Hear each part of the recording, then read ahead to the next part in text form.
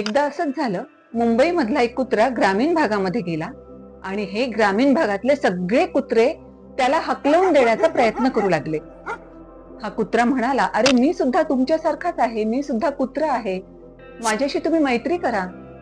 तेव्हा हे ग्रामीण भागातले कुत्रे म्हणाले, तू दिसतो आमच्यासारखाच, पण एक सवय तुझी एवढी वेगळी आहे ना की आम्ही साशंक आहोत, तू खरंच कुत्रा आहेस की वेगळा कोणता प्राणी आहे. आणि मुंबईतल्या कुत्र्याने विचारलं, काय वेगळं आहे नेमकं. ग्रामीण भागातले कुत्रे म्हणाले, आम्हाला तू दिसतो कुत्र्यासारखाच, पण तुझी एक रीत मात्र अगदी वेगळी आहे. कारण तू आमच्याकडे बघ, आम्ही सगळेजण आमच्या शेपट्या अशा आडव्या रीतीने हलवतो, पण तू मात्र तुझी शेपूट अशी उभ्या पद्धतीने हलवतोस आणि कुत्रे कधीच उभ्या पद्धतीने शेपूट हलवत नाहीत. तेव्हा अगदी नाराज होऊन खिन्न मनानं हा मुंबईतला कुत्रा म्हणाला, अरे मुंबईमध्ये गर्दीच एवढी असते ना की शेपूट अशी हलवण्यासाठी तिथे अजिबात संधी नसते.